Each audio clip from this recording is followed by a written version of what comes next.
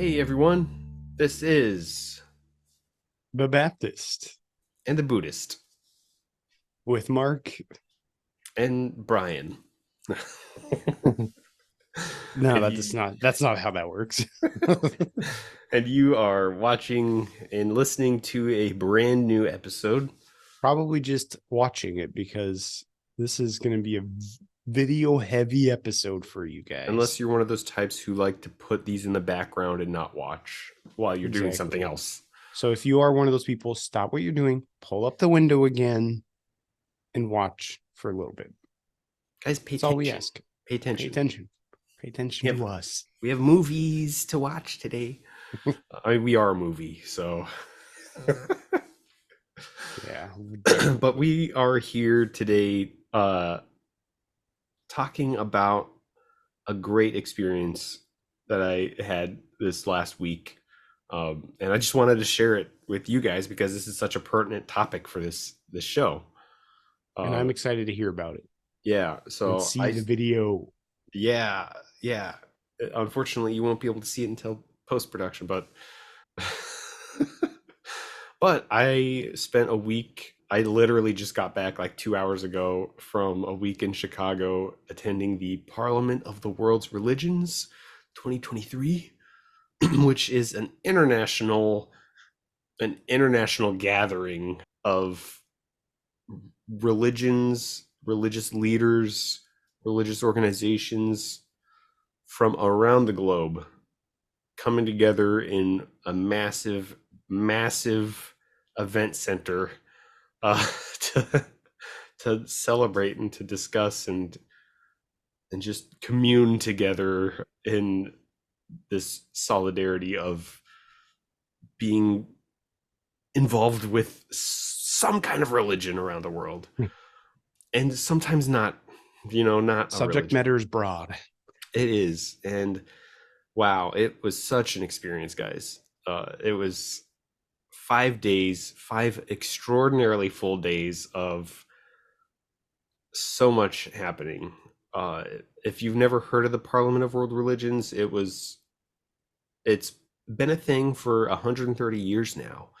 They're celebrating their 130th year in Chicago, where they first started, and it's a convening of world religious leaders, and so much happens in this last week in this experience. I kind of feel like there's four different, like, distinct categories of experience to be had at this parliament.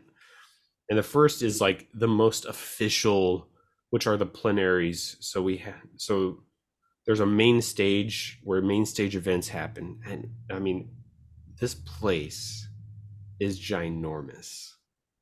The McCormick Center in Chicago, if you've ever been, like, I had people who knew I was going to this event and just was like, is it going to be at the McCormick Center?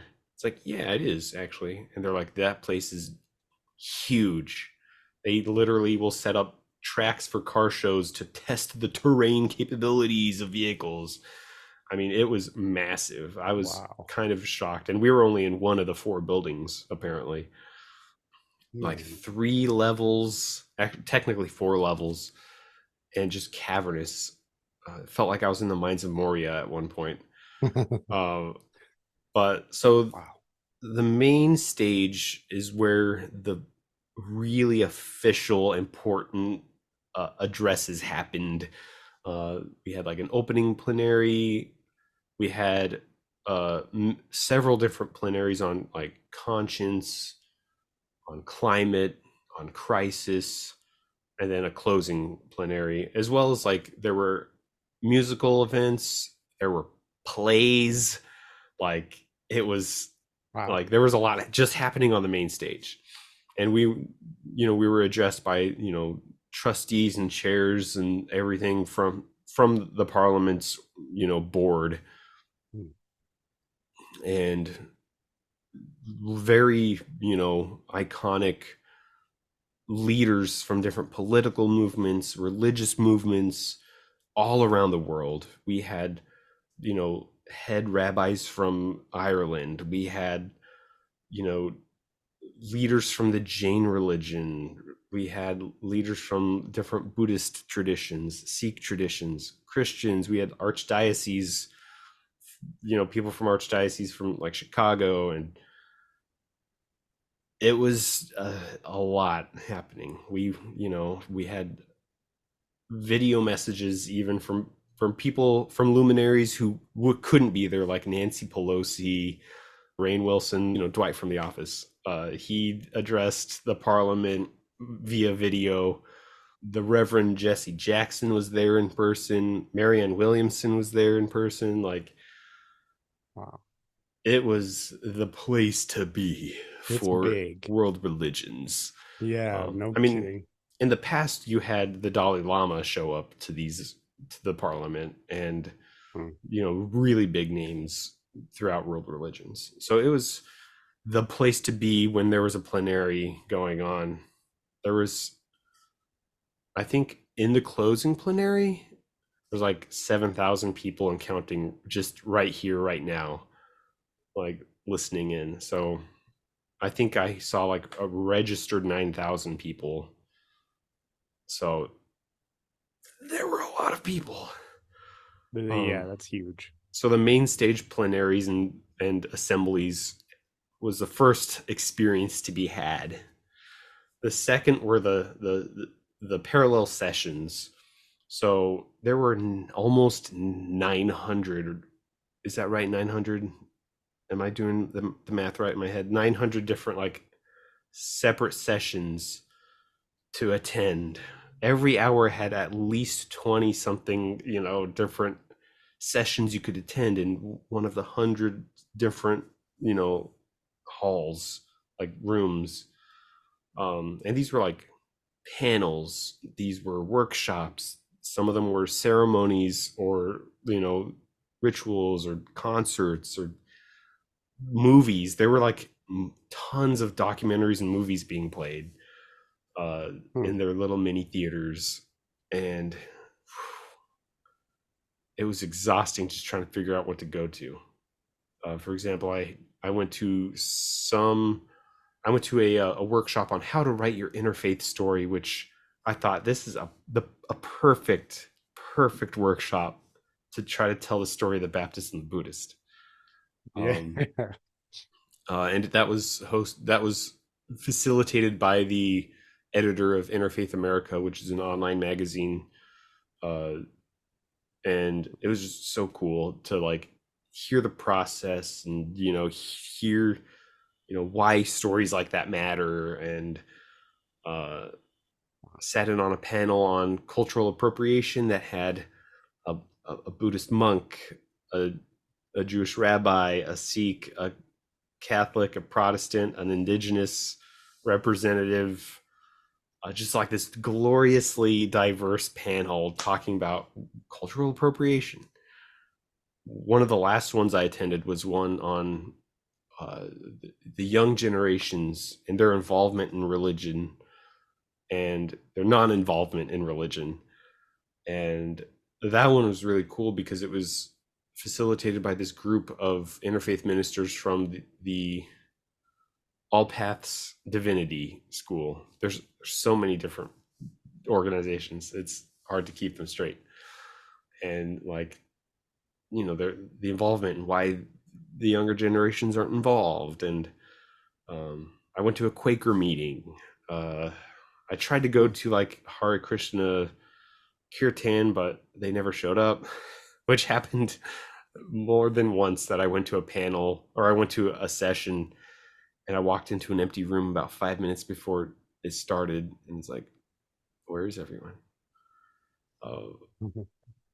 I went to one that was science as spirituality, which went through like some of the very popular, you know, very popular rhetoric you hear about, like like statistically the molecules you breathe in were breathed by, you know, Jesus or the Buddha or, like so many million oxygen molecules in one breath they had breathed as well. Like every breath you take, you know. the water, like every drink of water, there's like so many million molecules of water in your bottle that passed through the body of Jesus or the Buddha or whoever. Wow.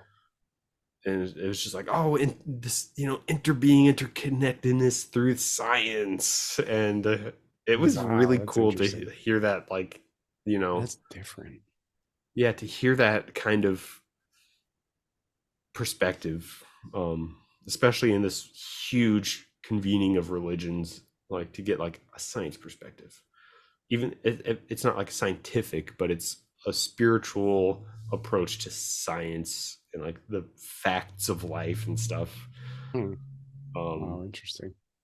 yeah, and so all these sessions, all these panels, there was so much overwhelmingly large amount of things that I couldn't go to. Um, I can imagine that. um, and so that was the second experience that you could have. The third experience was the Longar lunch, which, if you don't know what a Longar is, it's a Sikh tradition of giving food to those who need it. And this organization that does these lunches actually travel around the world to different like disaster relief aids, and they don't proselytize, they don't do anything. It's just like a pure example of generosity. You just show up and they give you food, and you tell them when to stop giving you food. um, Wow. and so every day at 11 o'clock, people lined up. They ushered you in, they sat you down, they gave you a plate and gave you delicious Indian food every day. I could get in on that. Right. Yeah. And then you're sitting next to strangers and you just strike up conversations. I talked to professors of religious studies. I've talked to interfaith ministers. I talked to, pagans from down the street. It's just such a wide variety of people. Wow. Um, and a lot of these people have been to multiple parliaments, like Hmm. several times. It's like, is this your first parliament? No, I've been to four. It's like, I feel like I've been bit by the parliament bug, and we'll try to go to the next one wherever it is. Yeah. But so that's the third experience that one could have at the parliament. And the fourth Fourth. is what I dubbed as religicon, because this really at some point just becomes the Comic Con of religion. And so adjacent to the main stage hall is the religicon experience. At least 100 booths, I don't even know, are organizations, religious institutions, different different initiatives, and just, I don't know. It's just so hard to describe like the types of people and organizations that were present.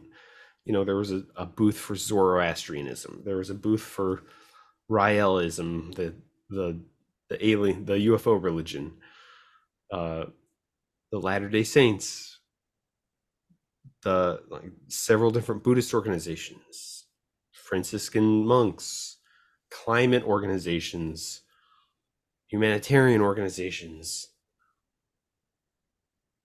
people selling things. There was so much, and No every gutter day. guards or anything. What? No gutter guards or anything. People No, selling gutter there was guards. like a Tibetan goods shop. I actually have the card right here. Jewelries, antiquities, and beads. There was actually like three different like Tibetan goods booths selling stuff. Um, Hmm. there were people selling spiritual books. Some of them were also the founders of that tradition that was, a modern, like, new religious movement of,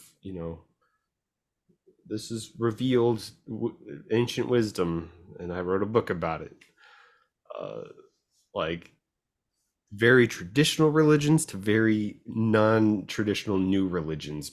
You know, it's just so much. Every day at one point, I would walk through there, just like talking to people, getting free stuff. I got a lot of free stuff, a lot of free books and pins and stickers and pens and brochures and chocolate. Um, just connecting. Like, there's a few podcasts even that were there that I talked to, and Not ours not yet. ours yet. Yeah. Next Parliament, we are going to submit an application to do a Baptist and Buddhist discussion. Uh, we It'll be a are. good episode.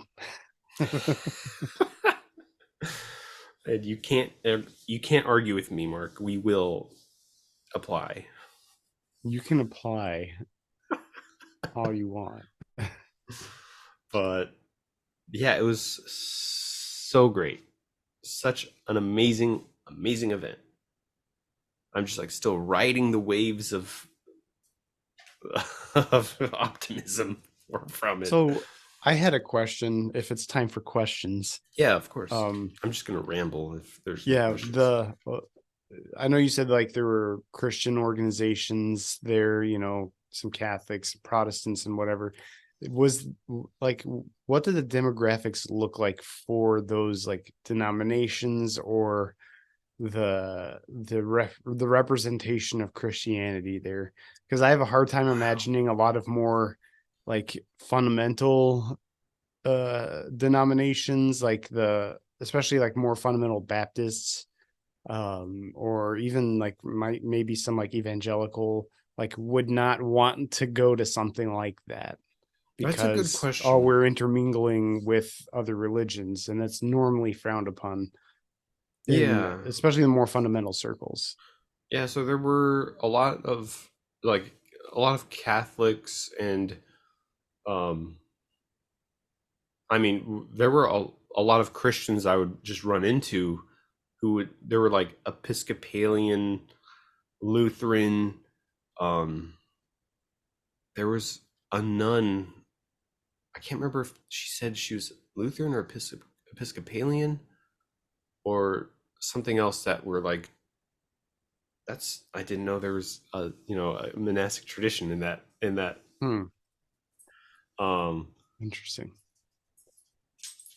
and there was even a, I can't remember the organization, but he had founded a, a human rights organization to protect democracy, and he was very much like obviously like conservative, like on the conservative side of things.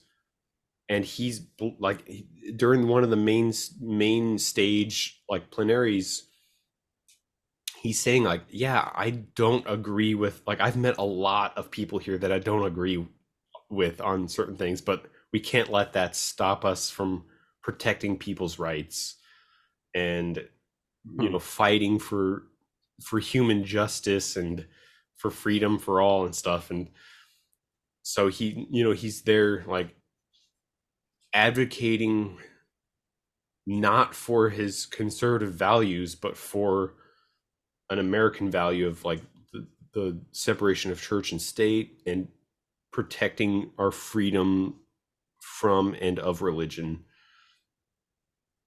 So there were demographics like that. A lot of them, were much more on the progressive side. I didn't really see a presence of a lot of like evangelical or Baptist or like those kind of flavors of things. Hmm. I'm trying to think back if there were very many booths like that. Uh, I don't know. It's I don't I Okay. imagine there were more than you would think probably, but I don't know to what capacity. But I mean the Gotcha. demographics of the entire place was incredibly varied and just like really cool to see. Like Hmm. there are moments I'm sitting there during like one of the plenaries and I just look around at like the thousands of people around me, and you have Buddhist monks, you have Jains, you have Sikhs, you have like different ethnic cultural groups that are very obvious. We stood in registration line for 2.5 hours. It was pretty bad. They had technological issues. But the women behind me were from South Africa. Uh, there were, Oh, there were pagans, like there were Muslims, there were Buddhists, and they were all like the epitome of a melting pot from all across the globe.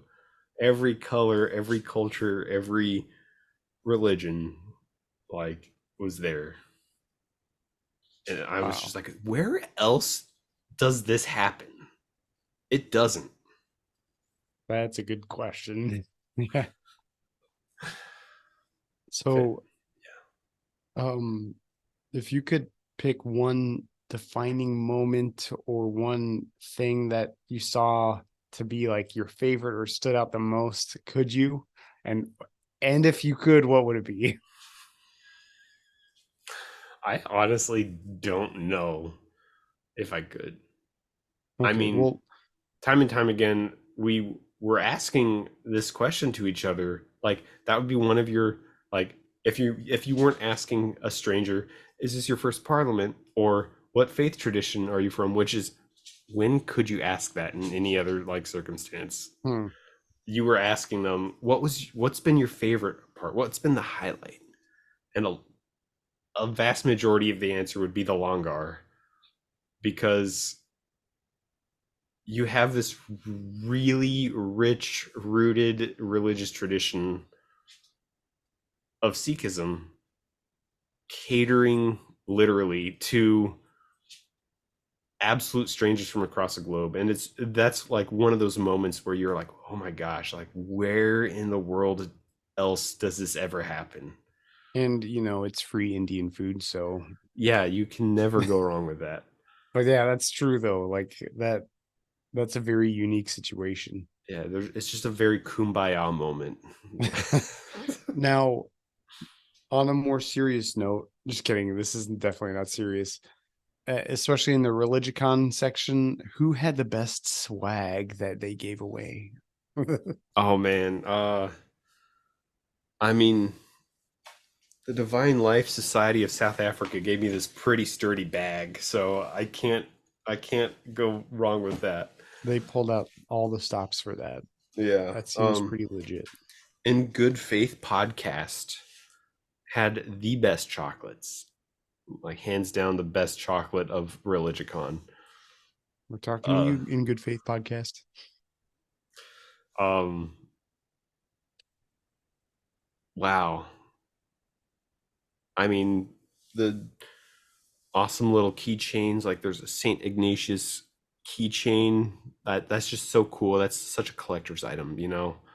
Um, really sturdy pens from the One America movement. I think it was See called. those once you get a good collection of pens, it's really easy to tell who's the best Yeah, based off of their pens. really. And the Vanderbilt Divinity School had the coolest stickers. So Wow. Rating on all scales, man.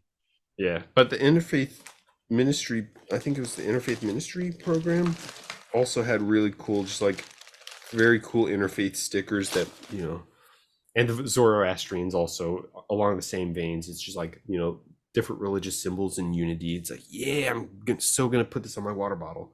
Uh, Do we know where the next parliament is going to be held? Do they so schedule that out that far? they did schedule out this one.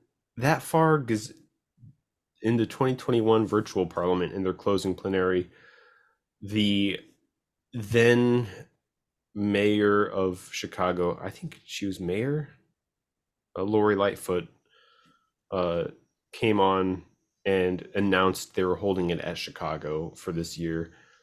And so everyone I think was anticipating a similar announcement in the closing plenary, which is why we stuck around for 2 hours for the whole plenary. But unfortunately, they announced that they do not have a location or date yet, but they are Oh, working okay. tirelessly on it. Wow. Okay. But everyone I've talked to really, really hopes it's somewhere overseas, somewhere outside of North America, because the last three, not counting the virtual one, has been in North America. It's Oh, Chicago, wow. Okay. Vancouver, and Salt Lake City. So, they've done Barcelona, they've done Melbourne, they've done South Africa, they've done like Cape Town. So I think people are hoping for an like a location in the Asian continent somewhere. Yeah, that'd be cool. Yeah, either that Yeah. or like North Europe. I think would be cool, like Oh, Iceland or yeah. something. Like, I had a and not just dream because there's a I direct was in flight from Iceland. Kansas City to Iceland. I had a dream I went to Iceland and it was beautiful. You should go there. You should visit it. Yeah, It's great in my dream. That but is one place I want to go to though, eventually. So yeah. yeah, I Yeah, can't. that would be cool to find out where it's at, and just because it seems like it was a really unique experience, and just seeing that they go all over, like they hold it in different places all the time is like a really cool opportunity to travel to. So Yeah, yeah, definitely, and maybe South America too. yeah. Because they haven't done South America yet either. So Hmm. that would be that would be pretty cool. Yeah. It would give a legit excuse to travel. You would have to save up quite a bit, but they give you a few years in advance anyway. So Yeah. That's true. uh, enough time to make friends on the internet that will let you stay with them. Yeah. Yeah, exactly. So, anything else? Any other words Oh man, for this, or do we I need to roll footage? Because I can't wait to see this. I yeah, I just wow, yeah, I could talk forever about the different sessions that I was present for. Like, the one of my favorites was the interfaith in the buckle of the Bible Belt, and it was panel put on by the Abilene Interfaith Council from Abilene, Texas, and the one of the speakers, Reverend Mark Waters, was just really eloquent on how to approach interfaith, especially from maybe a viewpoint that's skeptical of interfaith. So, like, in the study of interreligious interactions, he broke down the idea of pluralism and how a lot of people conflate what most people speak about when they say pluralism with this theological pluralism. So, like, many paths up the same mountain kind of pluralism, where, oh, all religions are believing the same thing. Most people in a religious context don't actually mean that, at least like in an interfaith context. They're actually talking about what Reverend Waters coined as civic pluralism. You know, you can you can recognize the differences in religions and still be able to dialogue with them without feeling the need to find a common theological ground or to fight. Well, So that's kind of, and that's really what we're doing on exactly. this podcast. And I think that's So what any good interfaith dialogue does too. It's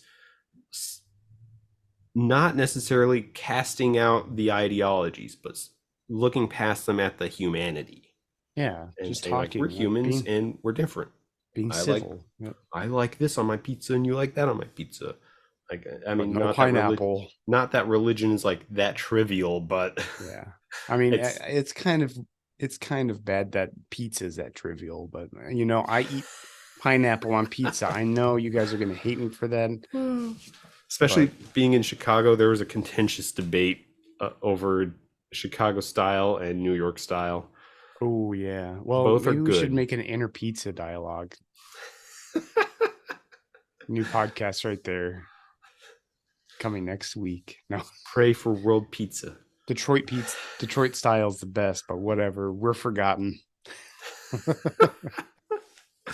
But yeah, I'm gonna roll footage and show you glimpses of what I experienced. Roll that beautiful B&B footage.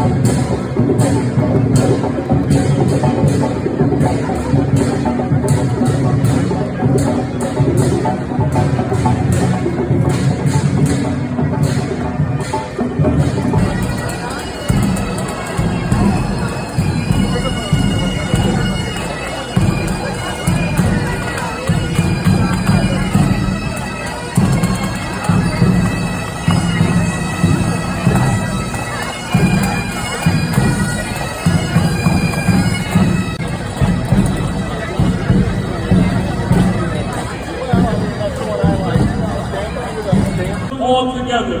And as mayor of the city of Chicago, someone who was deeply connected to my faith, I know a song that my mother would sing, that we have come this far by faith, and that we serve a God that never fails us.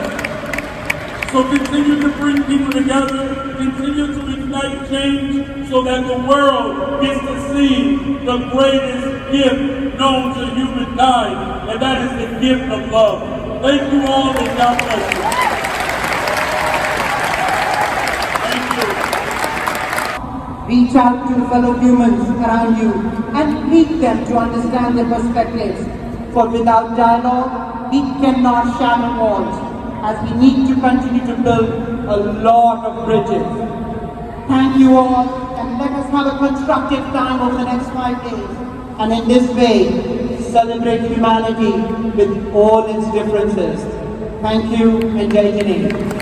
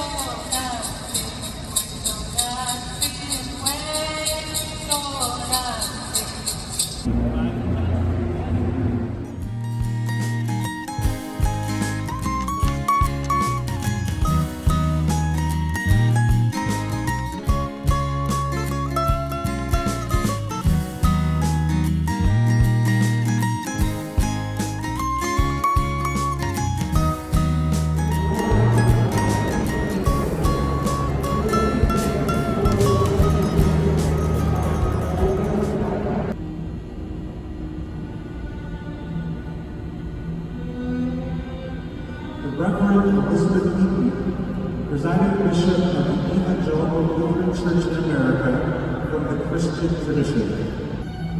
Swami Bhaktisiddhartha, the disciple of the 1993 Parliament luminary Swami Chidananda, General Secretary of the Swami Sivanand Ashram India from the Hindu tradition.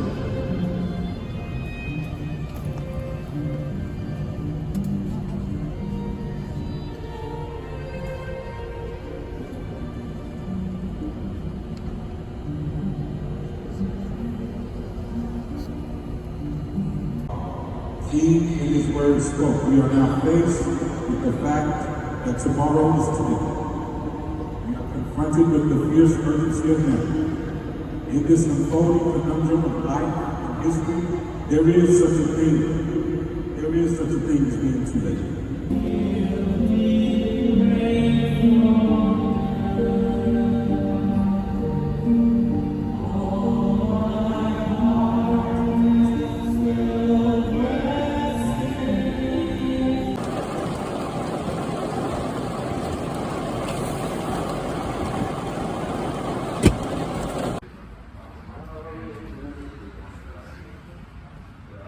And most of us are very afraid of dying, and that is actually a cause of great suffering, because the fear of dying produces all kinds of unhelpful behaviors, not just mental anguish, but also unhelpful behaviors for the earth.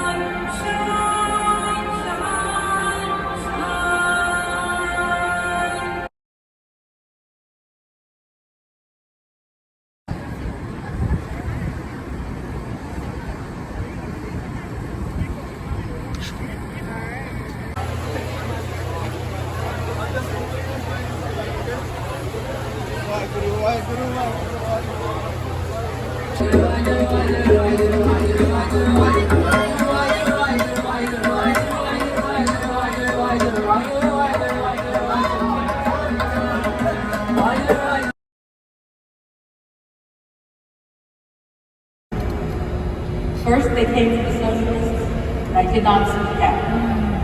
I was not a socialist. Then they came from the trade unionists, and I did not speak out because I was not a trade unionist. Then they came from the Jews, and I did not speak out because I was not a Jew. Then they came for me, and there was no one left to speak.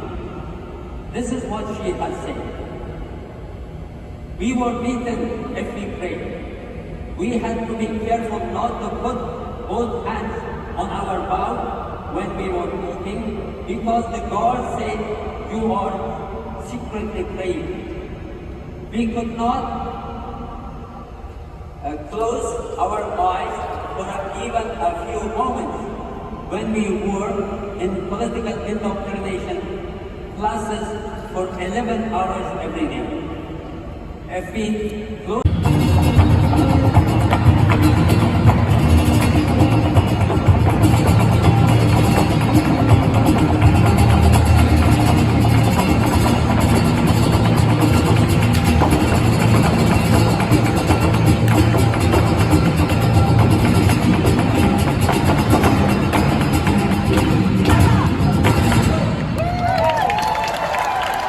just exemplifies what it means to feed people, to nourish them in ways that are not just about food. And so the quote there from Anguttara Nikaya the number discourses, number 5 from chapter 5, number 37 is giving food, one gives 5 things: life, literally, life, beauty, happiness, strength, and mental clarity. And you look at those kids and you can see that growing in them. And one receives, one partakes of life and beauty and happiness and growth, strength, mental clarity. Nobody is left behind. Come sisters and brothers, come fathers and mothers, we're marching together. Nobody is left behind. Black ones and white ones. It can include people who are inclusivists, it can include people who are theological pluralists, and it can include people who don't identify with any of those. And so civic pluralism, to put it even more simply, is to say, I want to be a good neighbor and work together for the common good. And we don't have to agree on everything theologically in order to cooperate with one another, care about one another, and work for the common good, rather than criticizing each other and telling each other they're going to hell. You know? Hearing the words of praise and awesome, and all of the things that I love the speakers that preceded him, I'm happy to have the chance to add my words into the deep listening that they have already did.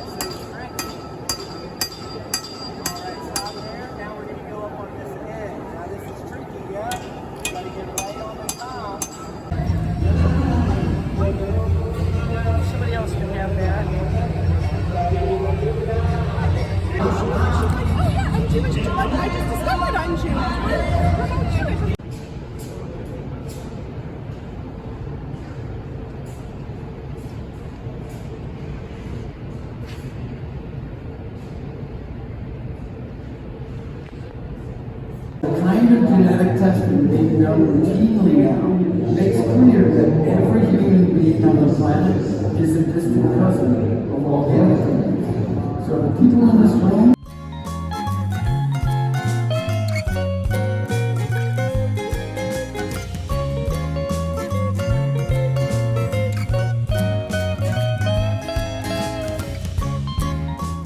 today, and I bought a Quran. I've set aside Friday morning to read it. That should be enough time, don't you think? It's not very long. And I just was stunned that when I caught my breath, I tried to disabuse her of that idea, pointing out that it's about the same length as the New Testament, in which she imagined anybody making sense of the New Testament on a given Friday morning.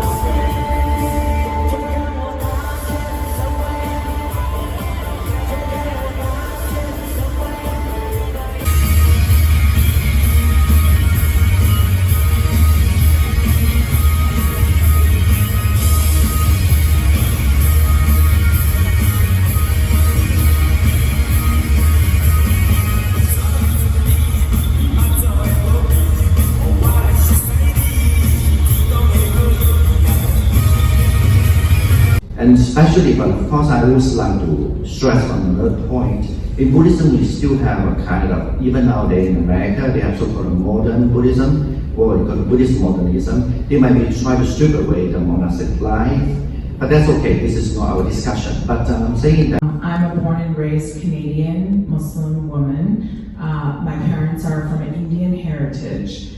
And all my life, as a brown girl in a predominantly white world, most people will ask you, where are you from? When I said Scarborough, it usually was never a good enough answer. So people were always constantly like, no, really, where are you from? I was still from Toronto. That was very, very new to me. And the only experience I've had, I think I mentioned this at each of the other two talks, was just like, I remember this part actually just popped back in my head recently. I remember there was like a historical reenactment day at the museum where my wife was working in Sheboygan at the time, and there was a group of pagans in a tent. And I remember thinking, what are they up to? And then the other one that more recently was in my head there on Wapaka is there was a gentleman, and I still haven't met him. I almost tailed his car one time to see if I could figure out who he was. He had this bumper sticker. You can use that later? Yeah, okay. Bumper sticker said born again pagan. And to me, it was terrifying, right?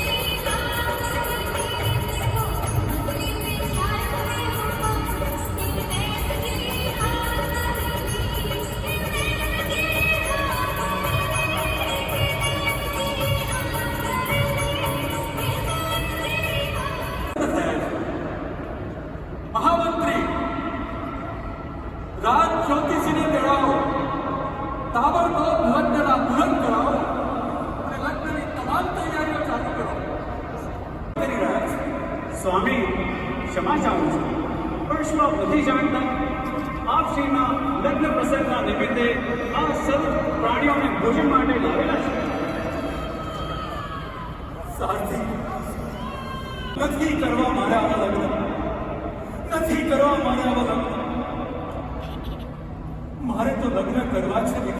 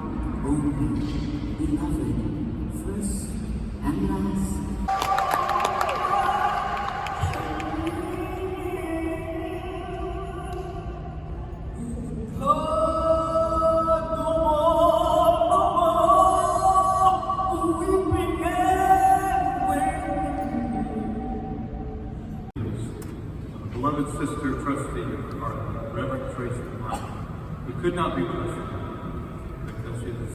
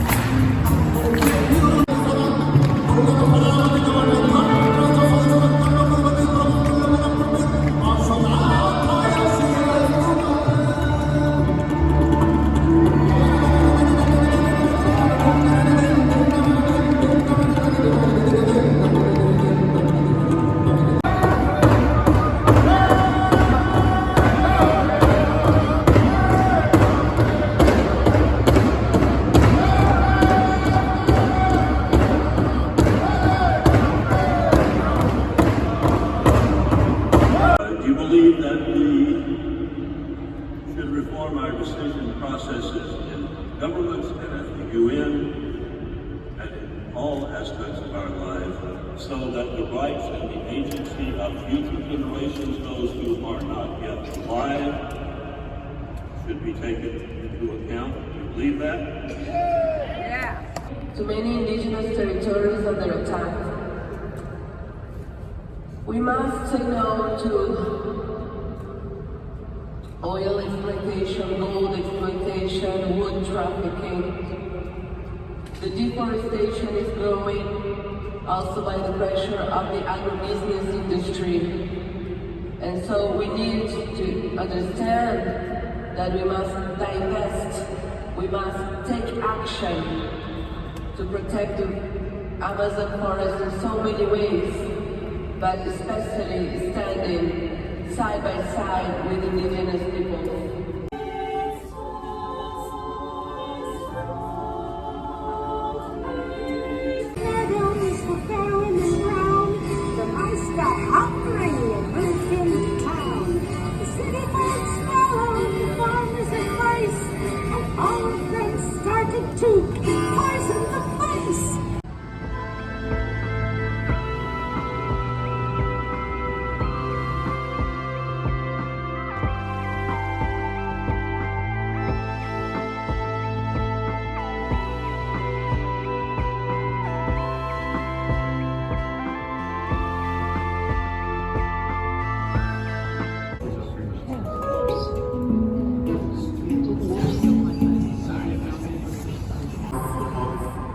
Russian invasion to Ukraine.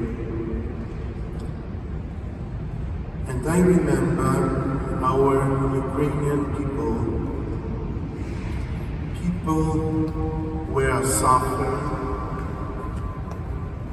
they were scared, disoriented. We had a lot of refugees.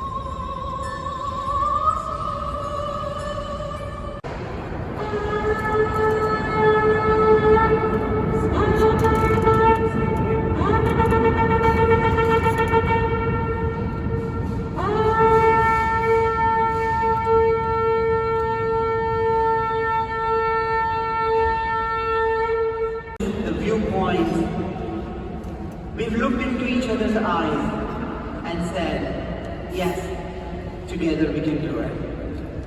We've had great programs.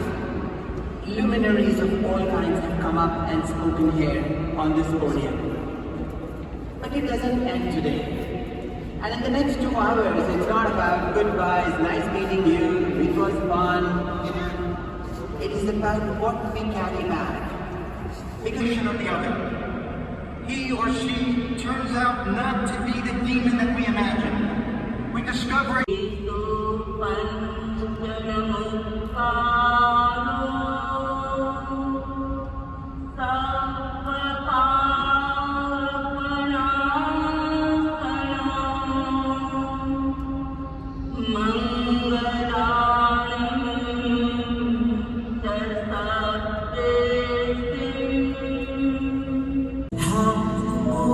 He